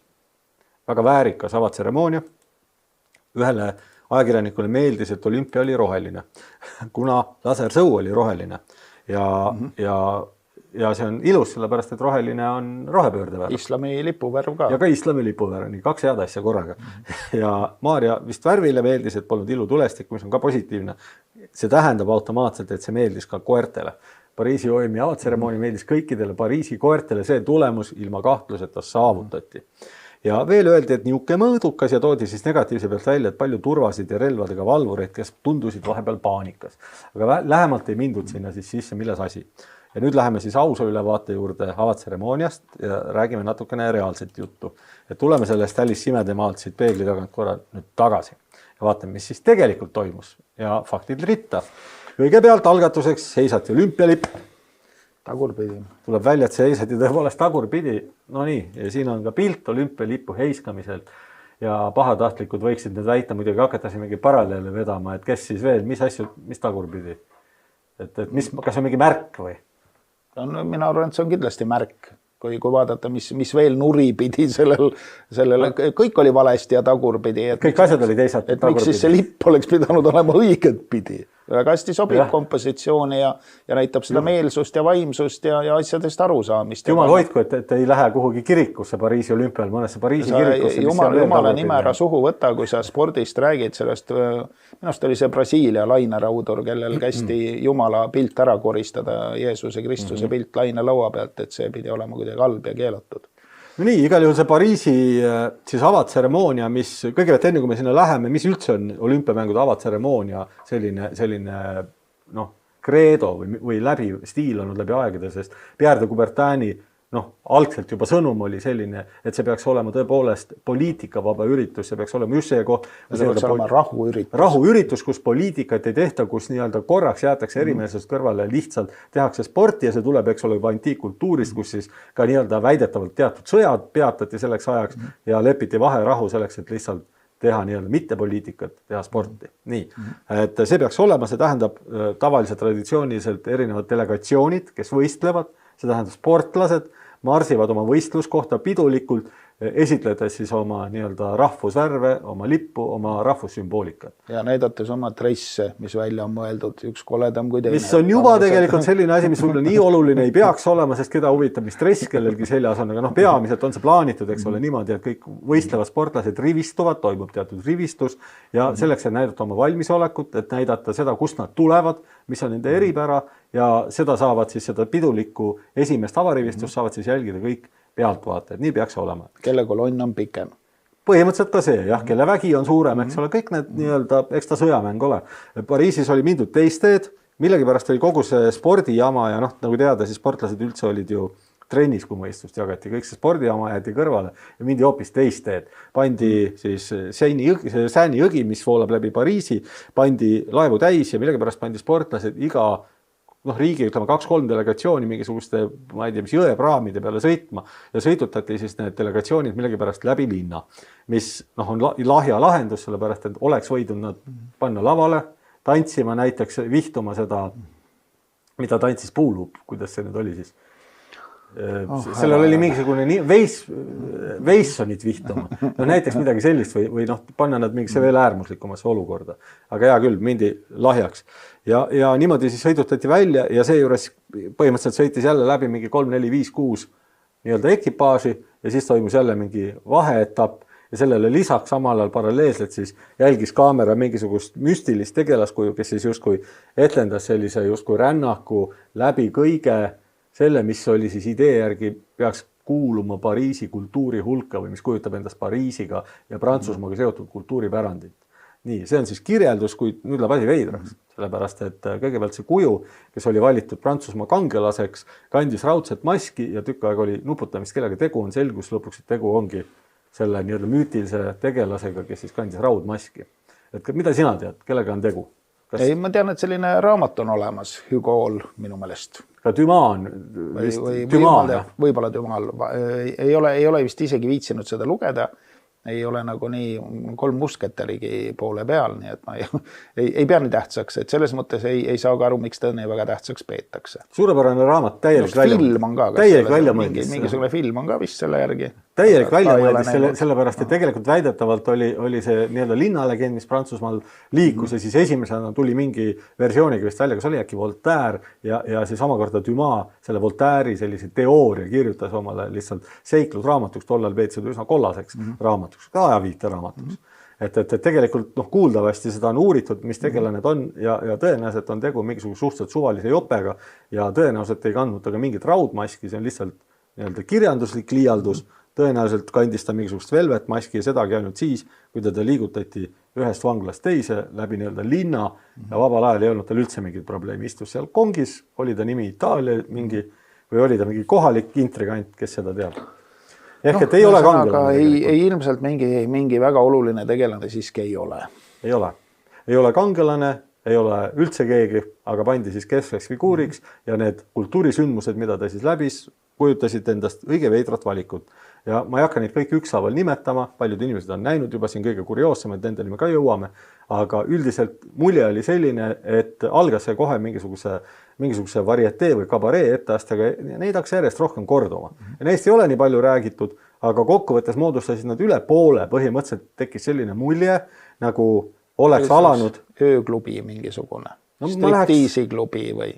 Ja sellised nurgatagused kohad, mitte ainult striptiisiklubid, vaid mitte ka mõned lõbumajad ja nii edasi. Ja mulje oli selline, nagu oleks kultuurirännak või üldse Pariisi ja allilm ja ööelu. Jah, just, et nagu oleks see rännak, kultuurirännak alanud kusagil Prantsuse revolutsiooniga, enne seda näidati ainult maha raiutud päid, kes siis kõõksusid kusagil lossi akendel väga napilt ja siis läks sukelduti nii-öelda Prantsusmaa allilma. Ja siis oli seda nii, et küll saab. Oli kabareid seal, oli igasuguseid varieteetendusi, siis vahepeal olid seal mingisugused arlekiinid, kes siis moodustasid selliseid kolmeseid, ütleme, vihjeid kolmekatele või siis kolme inimese seksuaalsuhetele lüües kaameras nii-öelda ukse kinni ja nii edasi. Ja siis olidki ainult vihjed sellisele kõlvatusele. Kui see kõik kokku võtta, siis tõepoolest tulevad sõnad, ütleme, ööelu, allilm, dekadents, võib-olla isegi degeneratsioon, et need on nagu tegelikult, ja see ei ole liialdus, vaid kes vaatab selle ära, see näeb, veendub, et tõepoolest see oli pilt, mida sooviti luua. See on isegi pahelise ja alla käinud maailma pilt. Pariisi, mulle tundub isegi pahelise alla käinud Pariisi pilt, mis siis võib-olla sümboliseeris seda, nende inimeste mida võiks siis umbes Viiralti põrgu ja absindijoojate pealt, midagi sarnast siis? Midagi sellist, kindlasti see, mis ongi ju Pariisis ju tehtud, eks see samamoodi võib-olla Toulouse-Lautrec, ehkki ta kindlasti dekadent ei olnud, vähe hiljem omad asjad joonistas, aga tema tegelikult pildid ka osad kajastavad seda sellist vaibi ja nii edasi, et selles vaimus üldiselt oli ta tehtud, nimetasid nad seda ise obskuriteeks, mis on obskuursus? No midagi segast, sogast, arusaamatut. Just, et umbes selline oli siis see üldine vaade ja selle siis võib-olla nendeks kirsiõiteks olid siis kõikvõimalikud satanistlikud ja perverssed, mis nad siis olid seal. See Leonardo da Vinci Püha õhtusööma ja selline paroodia. Ja jätkame need jutud sellest, et seal ei olnud üldse mõeldud seda või et ei ole see Püha õhtusööma üldse seostada mitte kristlusega, vaid antiigiga ja andke andeks, eks ole. Et siin on suhteliselt näha, et need misantseenid on paika pandud sihilikult ja kristluse kohal on siis paigutatud, ma ei tea, kas see oli transvestiit või mitte, aga see ülekaaluline, ma ei tea, kuidas seda nimetada. Ühesõnaga, ma saan aru, et enamus nendest tegelastest on mingid transvestiidid või midagi sarnast. Osa neist, jah. Osa neist. Mitte kõik, aga kõik nad olid selles mõttes kuidagi nagu hälbelised või seda üldistust. Väga sarnase pildi muide tõi kunagi Rootsist Pärnusse Mark Soosaar oma uue kunstimuuseumisse. See oli täpselt selle sama Leonardo da Vinci nagu Püha õhtusööma ja paroodia, kus oli siis grupp homoseksuaale, aga väga glamuurse nagu kostüümiga, see oli hästi nagu esteetiline pilt. Siin ma vaatan, et see pilt on nagu võrreldes nüüd selle rootslase tööga nagu ikka väga armetu nagu soperdis. Ta ei olnud esteetiline, absoluutselt. Aga taotlus oli sama, oli eesmärk näidata võimalikult sellist homoseksuaalset või ma ütleks isegi sellist parafiilset või seksuaalhälbelist seltskonda. Ehk et valdav osa neist esinejatest, kes olid siin ja paljudes teistes aktides, see ei olnud mingi üksik asi, vaid nende sellist seksuaalhälbelist iseloomu nagu rõhutati kõikidel võimalustel ja me siin kohe mängime ka väikese klipi. Et homoseksualism on läinud glamuursest etapist sellisesse, kuidas öelda, nagu ebaesteetilisse või inetusse perioodi on jõudnud. Et see ilu on läbitud ja nüüd on midagi muud selle asemel. Et enam ei ole vaja nagu homoseksualismi ega muid asju nagu õilistada sellise hästi professionaalse ja glamuurse esitusega. Piisab, kui need lihtsalt on olemas kuidagi. Tundub nii. Ei oska öelda, mina olen selles mõttes hämmingus, et siis siin ongi tegelikult üldistuste tegemise vajadus ja neid me peaksime täna kokkuvõtteks tegema. Et need rõvedad, ütleme, detailid läksid ju palju kaugemale, et need on lihtsalt see kogum, võime siit, siin on see, keda siis kujutati Jeesuse Kristusena, eks ole, igaüks. Ja midagi aupaistelaadset ja nimbuselaadset või aupaistelaadset on pea kohal, siin on järjekordne detail, nii-öelda siin paremat kätt siis näeme ühte etteastet, tegemist on mingi habemikuga ja habemühab suus nagu siis piltlikult öeldes Kon-Tiki parvetajatel, ainult et tema härrasmees tegi siin mingid naiselikke liigutusi ja nii edasi.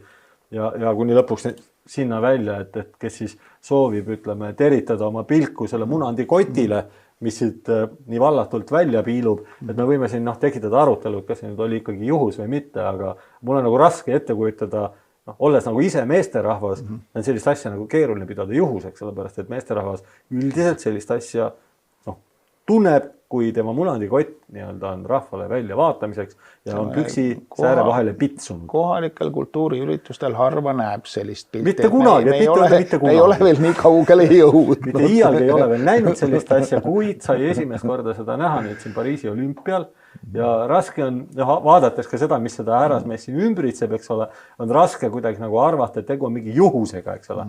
Et see sinine habemik siin, kes väidetavalt on Dionüüsus, aga kes seal piiksus nagu pedofiil, ei jätnud nagu sellist muljet, et kõik see kokku on juhus. Jah, see on ikkagi, mina olen ühel nõul nende igasuguste vandenõuteoreetikute ja konservatiividega, kes on kirjeldanud seda kui satanistlikku vaatemängu ja tõesti nii saab seda kujutada või nii saab seda nagu võtta, sest mis on satanism? See on ju tagurpidi pööratud kristlus. Rist on tagurpidi, nüüd läks meil olümpialipp ka kuidagi korraks nagu tagurpidi, ei tea mille pärast. Ja võtu söömaaega kujutatakse paroodiana, rõveda paroodiana. Sest kindlasti see oli nii-öelda kõige kontsentreerunum hetk, kus kõik need nii-öelda parafiilikud või sellise hälbe, seksuaalhälbelise või siis, ma ei tea, kuidas seda nimetada, minu silmis on see hälve, et hälbelise käitumisega inimesed koondati nii-öelda nimetati perverssuseks. Seda võib ka nii nimetada, et ne koondati siis ühise laua taha seda kõike siis just kujutati, just seda stseeni kujutati siis selle püha või ebapüha loomulikult peaks see kristlasi solvama või ilmselt on see ka nii mõeldud. No seda raske nagu ette kujutada. Aga igal juhul on see väga levinud satanistlik praktika, sellepärast et ega enamus satanistlikke rituaale on ju lihtsalt katoliku kiriku nagu toimingud, mis on muudetud rõvedaks, naeruväärseks, pööratud tagurpidi, tegeletakse erinevate roppuste ja seksuaalsuste ja mõrvadega. Et paljud inimesed võivad ju kujutleda, võib-olla ütleme pealiskaudselt satanismi ette, kui mingisugust lihtsalt mingid ütleme okultset praktikat, et sa tõmbad endale kitse pea vähe, eks ole, siis lähed kuhugi metsa ja siis raiud kedagi või lõigud noaga ja siis pomised mingeid sõnu. Et võib-olla see on selline ütleme filmide viis satanismi kujutada, et aga sisuliselt tegelikult ju satanism seisneb selles, et sa teenid kõiki neid ideid päris elus ja teos, mitte siis mingisugust kitsepea kandmises, vaid elus ja teos, väärtustes, mis on täpselt vastandlikud kristlikele väärtustele. No ütleme, kristlikud väärtused on üles loetud 10 käsus ja kui sa neid kõiki uusinasti rikud ja pea peale pöörad, siis sa oled tubli satanist. Täpselt, et üritad teha täpselt vastupidist. Ja ära tappa, selge, tuleb teha vastupidi, ära teota oma isa ja ema, selge, võtame ette. Teota. Ära võtta ilma asjata jumala nime suhu, teeme ära. Täpselt, jällegi teota. Ja nii see käib. Ja nii edasi, täpselt, et kõik see kõlvatus, kogu see asi, et mida hullem ja rõvedam, seda parem, et seda justkui vooruslikum. Et ilmselgelt see satanism on. no siin ei ole nagu küsimust, seda enam, et siin esines ka erinevaid sümboleid, mis nii-öelda on ennast väljendanud satanistlikena. Et kohe seal alguses ühe esimese esinejana nii-öelda see black metali lugu seal käima panna, kus neid päid otsast ära raiuti ja see rögisev röökimine ja nii edasi. Must metall on ju alati olnud satanistlik või siis vähemasti paganlik, oleneb kus ja kuidas teda siis tehtud on, aga võib-olla see oligi üks, kui mina olin tudeng, siis see Norra black metal oli nagu väga uus ja kuum asi ja see oli tõesti väga, väga moes, aga selliseid bände oli siingi ja kõik see nagu ilmitses. Aga siis oli see selline nurgatagune, pool põrandalune asi, mingid imelikke kontserte tehti kuskil Annelinnas. Ja see oli nagu selline siuke alternatiivne värk, aga nüüd on see ju saanud kõik peavooluks. Ja veel mingi veidra pedofiilse ja perversse nagu maiguga, mida Norra satanistidel kindlasti ei olnud omal ajal. No kindlasti mitte, jah. Et igatahes ta on nüüd sellisesse olukorda jõudnud, et siin võib tõmmata üpris jämedaid jooni ja kõige esimene joone, mille me võime tõmmata, on siis kõigepealt Tartus toimunud Euroopa kultuuripäevade avaüritus. Avaüritus, mis oli ikkagi väga-väga sarnane sellele Pariisi olümpiale. Suudlevad homoseksuaalid, habemega naine. Kõik oli olemas, nii-öelda see jõge mööda siis paaditamise idee oli nagu sarnane, võib-olla see on lihtsalt juhus, aga ta oli väga sarnane ja sealt edasi võib selle rasvase joone tõmmata kohe Eurovisioonini. Et tegelikult me näeme ühte sama etendust. Ja neid on ju väga olulisi ja suuri üritusi on tehtud viimasel satanistlikus võtmes, meenub muusikaauhindade Grammide kätteandmine, kus ikka üks sarviktaat, kes oli samas, ma ei tea, mingit tüüpi homoseksuaal, oli seal peaartist sarvedega mingi kübar peas, möllas, mingisugused teemonid olid seal kuskil mingi puuri ümber, kes siis, ma ei tea, kas piitsade ja varkidega mingisugust transseksuaali seal nagu ahistasid. Et sellised kummalikud põrgulikud ja satanistlikud nagu motiivid, mida me näeme paljudel taolistel suurtel üritustel viimasel ajal. Seda on ka kommentaatorid siis mõelnud, miks see nagu niimoodi on, et kuidas, kas see saab olla juhus? Ilmselgelt ei ole juhus täpselt nagu selle Trumpi laskmisega, et nii palju selliseid eksimusi või praegu nii palju sellist väärastumist, ei saa nagu olla juhus. Julgen öelda, et jätame nii-öelda võib-olla jutud juhusest, me võime nüüd ära lõpetada, see nagu ei ole tõsiselt, vaata enam tegu, seda ei saa lugeda juhuseks, kui sul praktiliselt kõik suured nii-öelda avalikud just ülemaailmsed üritused, mitte globalistlikud, vaid lihtsalt ülemaailmsed üritused. Suured tähtsad üritused on väga ühes võtmes lahendatud. Ja sulle näidatakse neid kõiki. Ma ei ole ise vaadanud, aga Super Bowli kohta räägiti seda sama, et seal oli jälle mingi satanistlik jant. Et sulle näidatakse piltlikult öeldes mingisuguseid seksuaalperverssusi, neid lükatakse nii palju esiplaanile kui võimalik. Ja see on siis tänane tegelikkus, et peab ütlema muidugi seda nüüd, et tundub, et Pariisi olümpia avatseremooniaga mindi seekord liiale sellepärast, et üsna üksmeelselt on kogu konservatiivne meedia tõusnud tagajalgadele, kristlased ei ole veel jõudnud seni mingite tegudeni. Ma pean siis silmas mingeid konkreetseid protestiaktsioone, mis siis oleksid, millel oleksid ka mingid tõsised tagajärjed. Ma ei ole väga hea kristlane, aga ma lihtsalt ei vaata olümpiat. Mitte sellepärast, et ma oleks aimanud, et see tseremoonia läheb nii käest ära, lihtsalt ei vaata. Ma ei vaata Eurovisiooni, ma ei vaata olümpiat. Juba jõudis minu meelest see olümpia avatseremoonia nii kaugele, kus kristlikud sportlased peaksid endale hakkama aru andma sellest, et kas neil sobib sellel olümpial tegelikult nii-öelda kas nende väärtushinnangute ja üldse nagu väärtustega läheb kokku sellisel olümpial esinemine. Selles mõttes, et on aru saadav, et see on väga tähtis nii-öelda asi nende karjääris. Ilmselgelt ju ei lähe, aga mis karjääri sul siis on, kui see olümpiale ei lähe, ega sportlase karjäär on ju lühike, ega ta 60 aastat järjest oda ei viska, on ju, sa oled sellel ajal vormis ja siis on sul valida, kas sa oled kristlane või sportlane. Aga kui kaugele siis saad sa sellise väärtuskonfliktiga minna? No on näha, et inimesed ikkagi üldiselt ju lähevad kõigega kaasa, lauljad lähevad kaasa, näitlejad lähevad kaasa, lähevad jalgpallurid kaasa, lähevad ka sportlased. Siiski sportlased on võib-olla ikkagi need, kes on olnud ühed viimased või vähemalt need, kellest osa on olnud selliste asjade vastu. Näiteks meenutame nii korvpalli, kus siis tõsi vähemus ei kukkunud põlvili langema, Ameerika jalgpallurid paljud, kes ei langenud põlvili. Ja tegelikult ka praegu nüüd Pariisi olümpia ajal, tõsi, mitte olümpiasportlased, aga need, kes hetkel olümpial ei ole, mis on suur kivi tegelikult sportlaste kapsaaeda. Näiteks vabavõitlejad ja erinevad poksjad ja võitluskunstide sportlased on siis nagu üks mees võtnud selle hoiaku, no mitte nagu üks mees, aga ikkagi väga laialt on see kriitika nüüd levinud selle olümpia suunas ja seda on tulnud igalt poolt, mitte ainult Venemaaga seotud sportlastelt, vaid üle maailma erinevatelt tippvõitlejatelt on tulnud see indikatsioon, et see Pariisi olümpia on lihtsalt läinud üle igasuguste piiride, solvab kristlust ja nii ongi lihtsalt, et no ütleme, et kui spordis ma ei oskagi öelda, on ju selliseid alasid, mis jätavad vabama mulje. Mina näiteks ei vaata enam vormel 1, sest see on nagu liiga selline kohitsetud ja alandlik ja siuke bürokraatlik, aga näiteks mõned rallisarjad on ju, seal on tüübid ikka ägedad ja inimesed ja vabad ja no nii nagu üks minust äge sportlane peaks olema. Et üks sõber on jääoki vaata ja temale ütleb, et see on õige sport, ikka meeste sport, pannakse näoga poorti, nii et veri lendab, kedagi ei sega, see on äge, nii tulebki, see on ikka tõeline viikingite ala. Et on veel mõned sellised lahedad ja vabad alad, ma arvan näiteks mõned ralli, ma isegi tee vahet neil, eriti ma väga juhuslikult vaatan, jääoki kindlasti tasub nagu esile tõstmist, kui siuke klassikaline mehine sport. Sport on sõjamäng, eks ole? Jah. Ja see ei saa olla mingisugune põlvili alandlik, nagu ma ei tea, mingisugune poliitikute ees kougutamine. See sõda ei ole enam see koht, kus see kompromiss läbi läheks. Sul ei ole võimalik sõjas teise poolega näiteks kokku leppida, et teeme nii, et teeme väikse seksi siin hoopis oma vahel. Sellise 3-4 ühe kaeviku sellise actioni ja lähme sõpradena laiali, saad ja sul on abe, sina tõmba naisteriided selga, teeme siin väikse tsirkuse, eks ole, tantsime kankaani. No ei lähe läbi. Et paraku sulle lüüakse selle peale, lüüakse tera lihtsalt, lüüakse kurgu alt sisse. Ütleme, et aga meelelahutus on minu meelest nagu tõsine alternatiiv olemas, et Hollywood on tõesti nagu langenud satanismi ja perverssustesse ja mandumisse, muusikatööstus täpselt samamoodi, aga arvutimängude tööstus, mis on suurema käibega kui muusikatööstus ja Hollywood kokku, on suhteliselt nagu ebakorrektne, vägivaldne, tõsine andmine. Ja praegu on, nad on üritanud teha selliseid nagu kohitsetud mänge, aga need inimesed ei vaja seda lihtsalt, see ei tööta.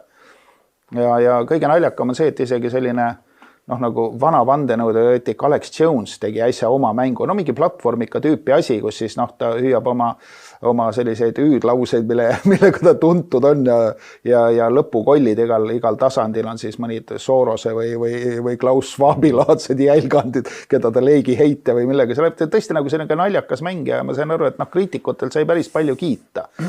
Et selline asi nüüd ei tuleks nagu kuskil muus žanris nagu eriti sa võid teha, aga sa ei saa olla nagu edukas ja hästi kritiseeritud. Aga et selles mõttes näiteks mängude maailm on praegu veel kaunis vaba.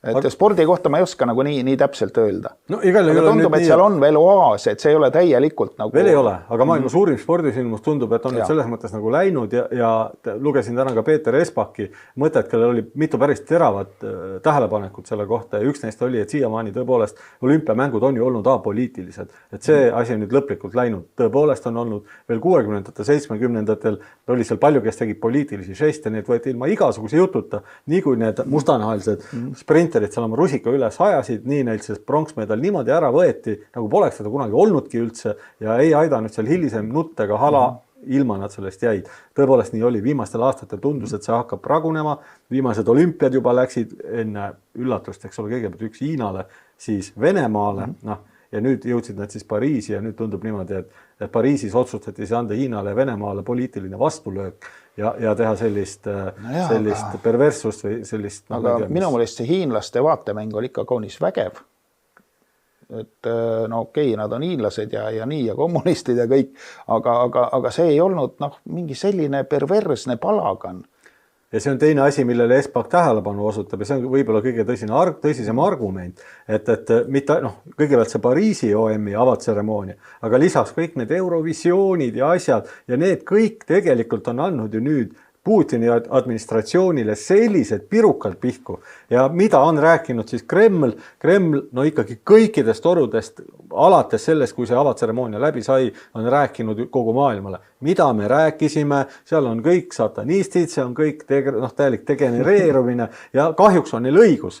Neil on kahjuks õigus ja see on selles mõttes suur probleem. Aga see ei ole ju Putini leiutis, seda juttu sa võid kuulata True Newsist Rick Wilesi käest juba 20 aastat. No loomulikult. see ei tähenda, et sa oled Putinist, kui sa pead seda absurdseks, aga selle liigutusega pani tegelikult Prantsusmaa kahvlisse põhimõtteliselt kogu selle osa maailmast, kes ei jaga ühte kahest äärmusest, kes ei jaga kas mingit putinismi või siis ei jaga seda globalistlikku satanismi. Ja enamus inimesi, ma julgen arvata, ei taha selles olukorras olla, need mõlemad on tegelikult ikkagi täiesti totaalne absurd minu arvates. No ma arvan, et kõik suurvõimud on kaunis totaalse absurdi mõõtu täna, ega see Hiina ei ole parem, see on võib-olla veel üks ilgemaid oma täieliku kontrolli ja sotsiaalse krediidi ja mis kõik neil seal on, eks ole, et see on täiuslik.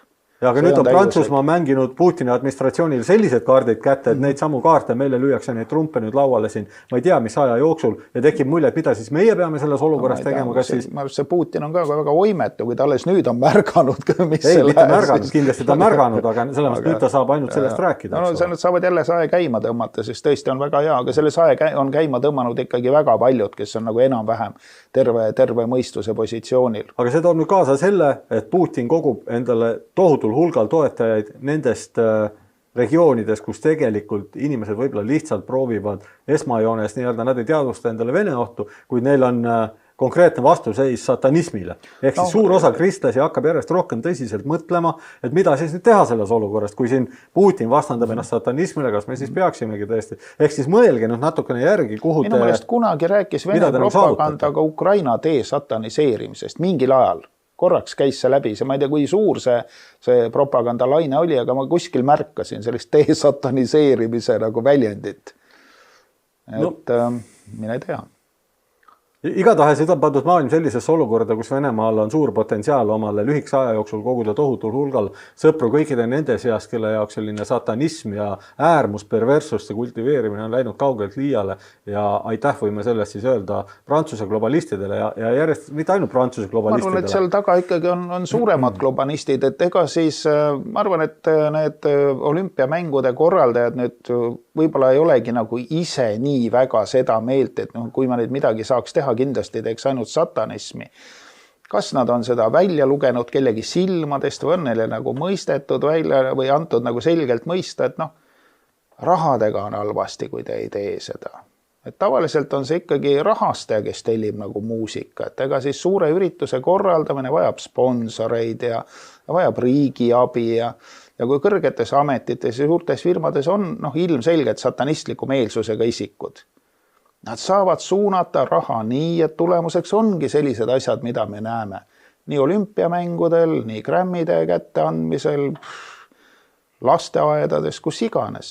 Et ikkagi tundub, et see, oska öelda, maailma rikkad ja edukad on seda usku ja seda nad siis ka kuulutavad. Ja korraldavad elu nii, et mida ka kuskil ei tehtaks, muidugi mida tähtsam asi, seda olulisem ta on, nagu ülevalt alla. Nii nagu kommunistid omale, võetakse ära võtmepositsioonid, eks ole, raudteejaamad, telegraaf, sillad. Samamoodi sa võtad ära Eurovisiooni, sa võtad ära Super Bowli, sa võtad ära Grammid, sa võtad ära Hollywoodi, sa võtad ära olümpiamängud, sa võtad olulisi positsioone. Ja seda tehakse täiesti metoodiliselt. Seda ma küll, ma ei saa seda teistmoodi tõlgendada, mis toimub. Et see on tõsine satanismi probleem, see on satanistlik revolutsioon. Tundub niimoodi, et ega siin midagi eriti lisada ei ole, et see probleem näib reaalne, et täna me näeme selle õisi ja selle viljad peavad järgnema. See on paratamatu, sellepärast, et kogu selle asja mass, olenemata sellest, et on tekkinud selline täiesti mõistlik, mõõdukas, konservatiivne vastasseis sellele, ei ole tegelikult tulemusi andnud. Ja seda näitab see, et tõepoolest sellised suured massiüritused, Eurovisiooniks, see oli sinna libisemas pikema aja jooksul, eks ole. Et ta oli juba nii-öelda geide üritus ja kogukonna üritus, geide community üritus võib-olla paarkümmend aastat, aga olümpiamängud on, ütleme, sealt on, ma julgeks öelda, et see on selline 7 olümpiamärgud on ikkagi väga kaalukas üritus Eurovisiooniga võrreldes. See on ikkagi väga suur hüppe Eurovisioon võis kunagi olla nagu äge üritus küll, aga nüüd ta on olnud ikkagi selline muusikaüritus ja vari, sealt ei tule tähtsad artiste. Ja selle muutus võttis aega, ütleme siin 15 aastat, kuni ta muutus selleks nii-öelda roppuseks, mis ta täna on. Aga tundub niimoodi... Kunagi seal oli ju Appa tuli Eurovisioonilt ja see oli ikkagi oma superbänd. No nii oli, et veel aga mis sealt nüüd on tulnud? Nüüd on see sama. Abemikude paraad, aga aga lihtsalt paneb jah imestama see, et milline hüpe tehti nüüd olümpiamängudele. Tundub, et see hüpe oli liiga suur. Tundub, et me näeme varsti ka ainult staadionil ja basseinides habemikke hullamas lastega seal juures. No ilmselt seda ei saa juhtuda, aga lihtsalt tekibki küsimus, et mis siis, kui need viljad hakkavad tõesti tulema, kes selle eest vastutab, mis siis juhtuma hakkab. Et kõik see liigub praegu väga teraval kokkupõrkekursil ja on selge märk sellest, et tegelikult ilmselt niipea lähitulevikus mingit rahu või sellist leppimist justkui ei ole kuskilt paistmas ja kõik see teeb murelikuks ja inimestel tasuks mõelda selle üle, kuhu see välja viib. Ja ma arvan, et satanism on see üks märksõna, mille ümber saab koondada palju neid jõledusi, mis meie elus on. Et see on see nagu katus, mille alla hästi mahub igasugune jõledus. See on kohane. Laste kohitsemine, perverssused, ka näiteks selline, ütleme, mandunud president nagu Biden, kes võiks olla satanistile parem president kui selline pool nõdrik. Aga hästi sobib. Et selle pilguga maksab vaadata, kui mingi asi on nagu siuke tõesti äraspidine, täiesti valesti, kui ühiskonna eesmärk on elada vaesuses ja üldse eesmärk on inimkonna arvu vähendamine planeedil. Minu jaoks kõlab see satanistlikult. Mõtlemist kõigile, mitte ainult kristlastele. Meie sellega täna lõpetame, kohtume nädala pärast. Head õhtut. Kohtumiseni.